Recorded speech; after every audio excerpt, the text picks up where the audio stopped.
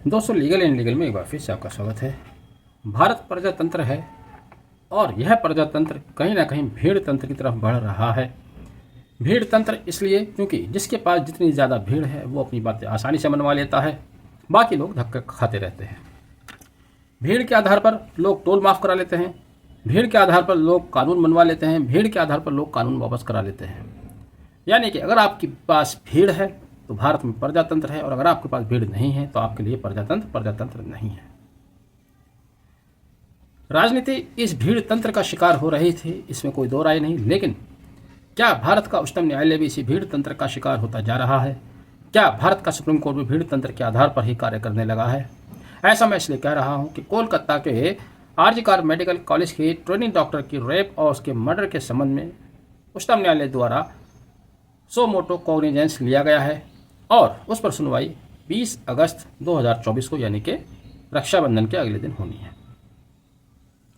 Supreme court द्वारा लिए गए इस कदम से बेशक एक अच्छा मैसेज जाएगा उन पीड़ित परिवार को जिनकी बिटिया के साथ ये घटना घटी है। उन डॉक्टर्स को जो हड़ताल पर बैठे हुए हैं, उनको लगेगा कि कहीं ना कहीं अब उसको न्याय मिलने में कुछ तेज़ी आएगी। लेकिन यहाँ पर सवाल उन हज़ारों और लाखों महिलाओं का भी है जिनके साथ इसी तरह की घटनाएं घटी, लेकिन उनके लिए ना तो सीबीआई जांच हुई, ना ही सुप्रीम कोर्ट द्वारा सो मोटो कॉग्निजेंस लिया गया। तो क्या यह मान लिया जाए चूँकि यह मामला दिल्ली के निर्भया रेप केस की तरह हाईलाइट हो गया है। जैसे दिल्ली में लोगों ने विरोध प्रदर्शन किया, उसी तरह के विरोध प्रदर्शन कोलकाता और पश्चिम बंगाल पूरे देश में हो रहे हैं। क्या उसी भीड़ तंत्र के सामने सुप्रीम कोर्ट द्वारा यह निर्णय लिया गया? नहीं तो सुप्रीम कोर्ट एक व्यक्तिगत रेप केस के संबंध में सो मोटो संज्ञान क्यों ले? भारत में रोजाना सैकड़ों रेप केसेस दर्ज होते हैं। क्या वो हर रेप केस के लिए सो मोटो संज्ञान लेना चाहिए? क्योंकि बच्ची कोई अलग नहीं थी, ना कोलकाता वाली बच्ची अलग थे, ना देहरादून वाली अलग थे, ना कन्नौज वाली अलग है। अगर आप इस कड़वी सच्चाई को समझना चाहते हैं तो आपको एनसीआरबी के डेटा देखने होंगे। एनसीआरबी का डेटा 2021 की रिपोर्ट जो पब्लिश्ड हुई है उसके मुताबिक बताया जाता है कि भारत में 2021 में 3167 महिलाओं के साथ रेप किया गया। 31,667 महिलाओं के साथ रेप किया गया। वहीं एनसीआरबी की रिपोर्ट 2022 में पब्लिश होती है बताती है कि भारत में एक वर्ष के अंदर साल 2022 में 4,45,226 महिलाओं के विरुद्ध आपराधिक कृत्य के मुकदमे दर्ज हुए। यानी कि हर घंटे 1219 महिलाएं अपराध का शिकार हो रही हैं। 2021 की रिपोर्ट के अनुसार हर दिन 82 महिलाओं के साथ रेप किया जा रहा है। तो क्या वहाँ सो मोटो संज्ञान लिया गया? नहीं लिया गया। यही नहीं, अगर आप देखें इतिहास में जाएं तो और भी ज़्यादा भयानक स्थिति आपको देखने को मिलेगी। समाज के कुछ लोगों की सोच इतनी सड़ गल चुकी है कि वह रेप करने वालों का धर्म देखता है, जाति देखता है, उनका पॉलिटिकल अलाइनमेंट देखता है कि किस पॉलिटिकल पार्टी के साथ जुड़े हुए हैं। ताज़ा उदाहरण आप कन्नौज का ही ले लीजिए। अभी उसमें ये खोजा जा रहा है क्या आरोपी नवाब सिंह, जिसका नाम बताया जा रहा है, समाजवादी पार्टी का करीबी है। ये साबित किया जा रहा है कि समाजवादी पार्टी का करीबी है।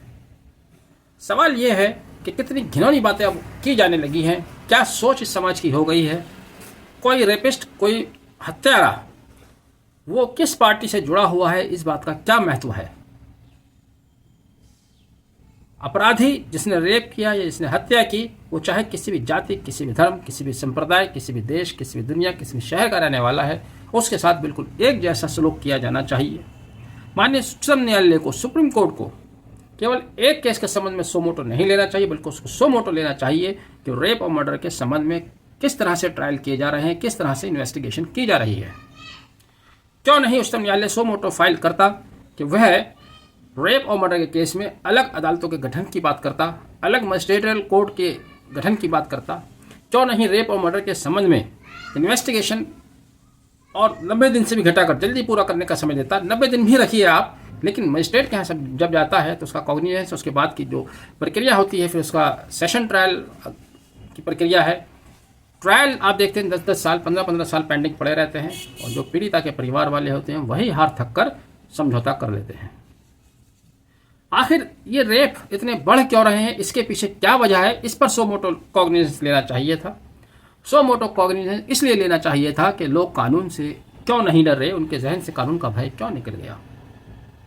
सो मोटो कॉग्निजेंस इसलिए लिया जाना चाहिए था कि लोग कानून से क्या इसलिए तो नहीं डर रहे कि राजनीतिक पार्टियां या सरकार अपने अपने राज्य में या केंद्र में बैठकर बलात्कारियों का कहीं ना कहीं समर्थन करती हैं। समर्थन जग जाहिर है। मैंने कहा कि कुछ लोगों की सोच गल चुकी है, सड़ चुकी है।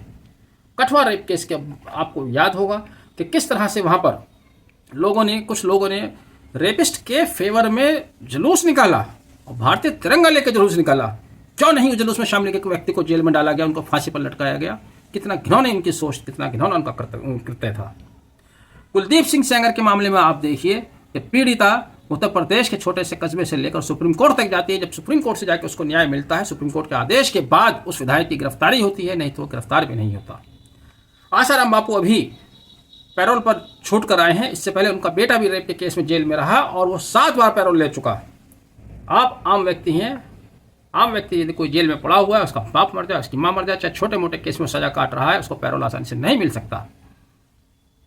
तो क्या ये कारण है जिनसे अपराधियों का हौसला बढ़ता है? जंतर मंतर पर पहलवान बेटियां जो भारत के नग हैं, हीरे हैं, शान हैं, वो महीना भर धरना प्रदर्शन देती रहीं। उनकी बात सुनना तो दूर, उनके विरोध प्रदर्शन को कुचल दिया गया। वो कहती रहीं कि एक व्यक्ति द्वारा 1000 महिलाओं के साथ शोषण किया गया, तब उसका कोई कॉग्निजेंस नहीं लिया गया, उसका कोई संज्ञान नहीं लिया गया। क्या दिल्ली भारत में नहीं आता? सुप्रीम कोर्ट की जड़ में बैठकर धरना प्रदर्शन चलता रहा, तब सुप्रीम कोर्ट द्वारा सो मोटो कॉग्निजेंस नहीं लिया गया, क्योंकि वहां उनके साथ भीड़ नहीं जुट पा रही थी। तो क्या हम भीड़ तंत्र के आधार पर काम कर रहे हैं? राजनीति काम करती है, लेकिन न्यायपालिका भी क्या भीड़ तंत्र के आधार पर काम करेगी? ये तो बहुत ही दुखदायी घटना होगी, बहुत ही दुखदायी पहलू होगा। अगले महीने chief justice doctor DY Chandrachud भी रिटायर हो जाएंगे, लेकिन जाते जाते वो इस तरह से अगर कार्य करते, जैसे मैंने कहा कि वो रेप और मर्डर के बारे में एक वृद्ध कॉग्निजेंस लें कि इसकी प्रक्रिया जो जटिल है, इन्वेस्टिगेशन की, ट्रायल की, उसको आसान बनाया जाए, उसको त्वरित निपटाया जाए, ज़्यादा से ज़्यादा जल्दी से जल्दी सज़ा हो, ताकि लोगों में रेप के प्रति भय पैदा हो, अपराध करते वक्त भय पैदा हो, खौफ पैदा हो। वो खौफ हमारा कानून पैदा नहीं कर पा रहा, शायद इसलिए घटनाएं बढ़ रही हैं। आपने वीडियो आखिर तक देखा। Thank you, have a nice day.